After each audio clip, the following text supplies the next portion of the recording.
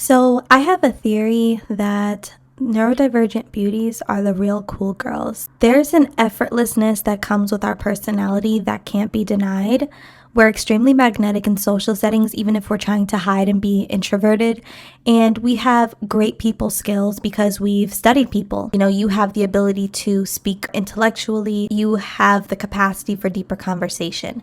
So this automatically makes you cool because you are multifaceted.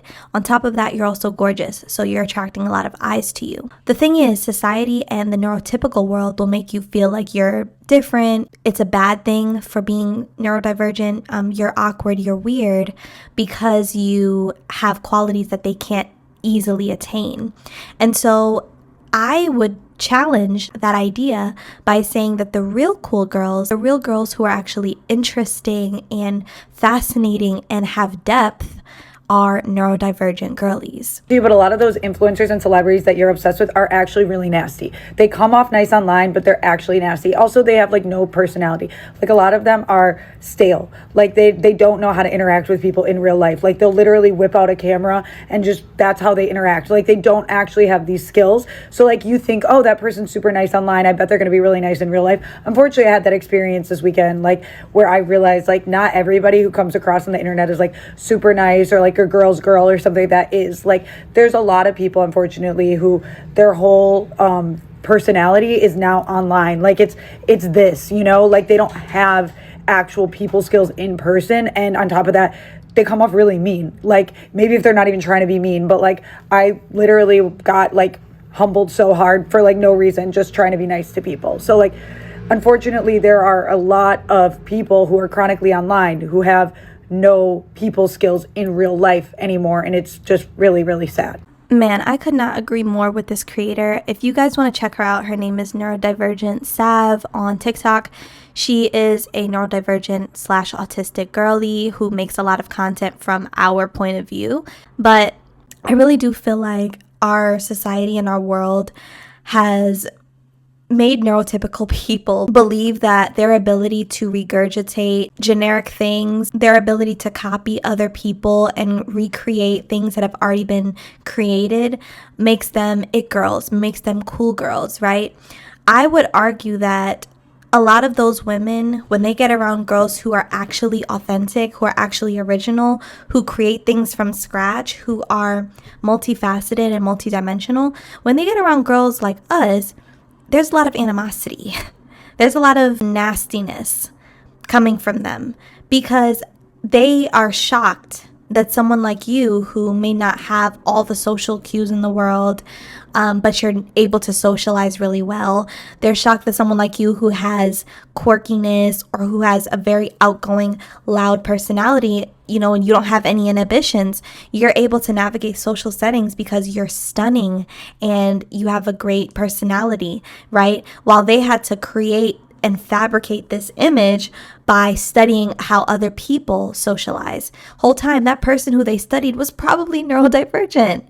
You know, it's so ironic that these people hate neurodivergent women who are beautiful because we have, you know, the gift of pretty privilege and we have the gift of beauty, while simultaneously also being able to walk into many different types of rooms and dominate those spaces.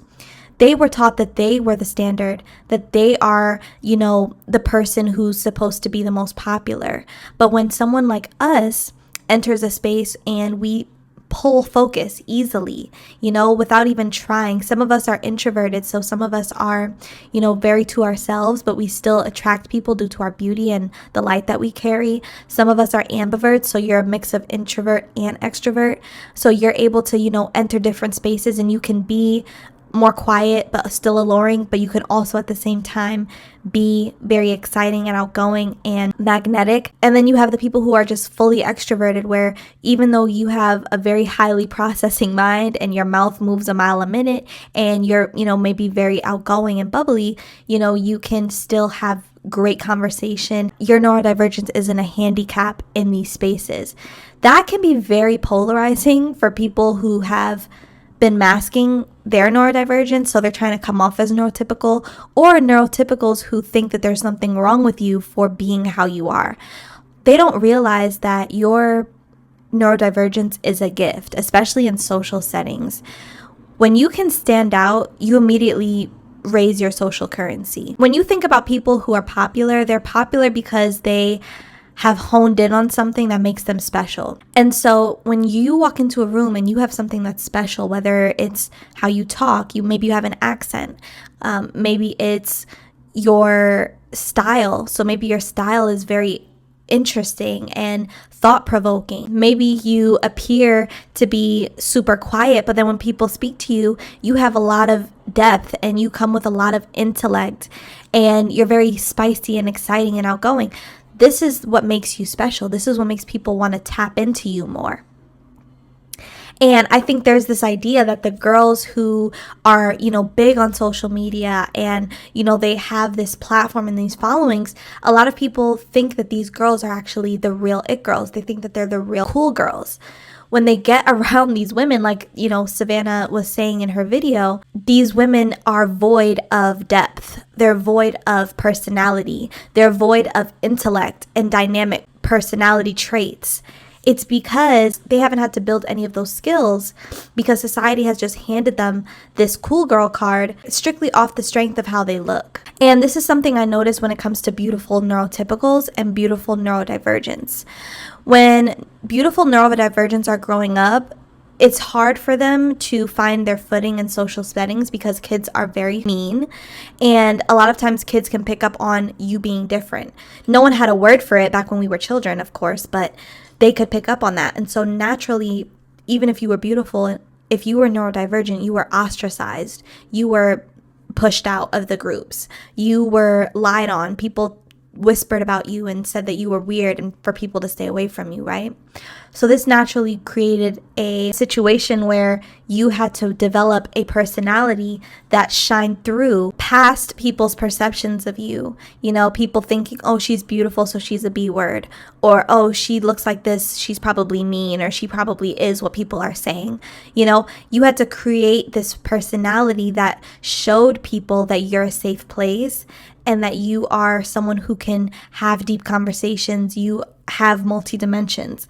You had to work on your people skills and your personality and your essence, essentially, as opposed to neurotypical people who really didn't have to do any of the work. When you think about it, neurotypical people, if they are good looking, that's all that they need to be able to enter certain spaces. They don't have to be smart. They don't have to have depth. They don't have to be able to hold conversations in any room that they walk into. All they have to do is show up and be themselves. And there's privileges in that, absolutely. But I think the issue and my issue is that now that we are grown and now that we are sharing spaces, neurodivergence and neurotypicals are sharing socialite spaces, I notice that there is a tension when it comes to the beautiful neurotypical and the beautiful neurodivergent, because when it comes to the neurotypical woman, she believes, oh, you're weird. When we were kids, I would have probably bullied you because you're awkward, you're weird, you do things that are outlandish, you say things weirdly, why do you act like that? So, they try to hold on to this high school, middle school, elementary school, like rule of thumb almost, as if that's supposed to hold any weight or mean something in 2026. Let it go. I'm here to let you know right now that the girls who are actually cool, the girls who are actually interesting, are the ones that bring something new and different to the table. The ones whose personalities are magnetic and polarizing and alluring. Those are the girls who are getting opportunities, who are getting brand deals, who are getting through the door when it comes to getting new jobs and entering new career spaces and just in socialite settings in general, and people are starting to realize that when it comes to these social media influencers and people who this world has propped up on a pedestal, even celebrities, people are realizing that their personalities don't match their reputation. If they have a shining, sparkling reputation in society for being an entertainer, for being an influencer, but then when you get them on a one-on-one basis, they are void of decency, meaning they're nasty, they're mean, they're disrespectful, they don't know how to have a conversation, they lack intellectual depth. Like, these are things that people care about more and more now, and that's why celebrity is dying. And so that's why it's so interesting that this conversation is being had on social media, because we have propped up these women and men, right? And we believe that they have some intrinsic value because of how society has pushed them in our faces. And oh, they're a rapper, they're a singer, they're an actress, they're this, they're that. But who are they to their core? You know, did they really work on their core, or did they not have to? So they're shitty people now. Prime example, J-Lo. Okay, I don't know what it is, but everyone has a horrible story to tell about J-Lo. If you just go on TikTok or Google it, there's a ton of stories. There's Reddit threads, there's TikToks, there's lots and lots and lots of accounts of people interacting with J-Lo and her being very standoffish, very nasty, very rude. And it's because she never had to build her people skills. She never had to build a personality for people to genuinely like her or to see her as more than just an entertainer or a Hispanic lady with an ass on her. You know what I'm saying? They have let her get away with being that, you know, the superficial, what's on the outside, that she realized, oh, what's on the inside doesn't matter because these people are going to throw millions at me. They're going to still come to my shows. They're going to still follow me. I'm still going to get opportunities. So why do I have to work on my nasty attitude? Everyone just needs to deal with it. And now it's gotten so bad that, you know, she was recently at some award, I think it was the Grammys, and they have this glam bot where celebrities will stand and there's a guy who tells them how to pose. The camera will do this like really cinematic thing to catch their pose, and then they're done.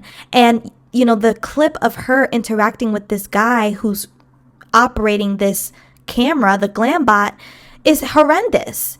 And people are now opening their eyes and realizing, even though there's many other accounts of JLo being nasty to people who she's working with or who she's around, people are now realizing, oh my God, she is horrible. Like, this person, she thinks she's above everybody. Look how she's treating the guy who's handling the glam bot. Yes, because you guys have made her comfortable with being a bitch. And if any of this resonates with you and you're wanting to work on elevating, becoming your best version, and ultimately becoming unrecognizable by the end of the year, go ahead and click the link in the description box to set up a time for me to send you a personalized, tailored video recording for you and whatever you're going through and dealing with. And I can't wait to chat with you there. So no, these celebrities, these influencers, even just people in general who may have status in whatever social setting you're in, believe that they can behave those ways because they never had to work on being a person who brings more to the table than just how they look. And a lot of times, I hate to say it too, a lot of times these women are very male-centered. The women who don't bring a lot to the table when it comes to their core values and personality and their intellect and all the other things, they tend to be very male-centered. And I'm not shocked because JLo's on what, her sixth husband? She's been divorced 6 times now. What does that tell you? Okay? Men aren't going for that. Women in friendships with women like that aren't going for that. And soon the world is going to catch up. So I just love that this creator, Neurodivergent Sav, made this video because it really was so thought-provoking to me. I had to come on and share it with my neurodivergent girlies on here. So let me know what your thoughts are on this topic. Do you feel like there's some people who have gotten away with murder because they are neurotypical? And let me know your thoughts on how people have treated you as a neurodivergent woman who happens to be beautiful. And, you know, if you've had a hard time just kind of coming into your personality and maybe the differences you notice now that you're older and now that your personality actually is valued and means something. So ladies, drop down in the comment section. Let me know your thoughts down below. I'll also be leaving my email in the description box so you can share your stories with me there as well. Have a lovely day, ladies.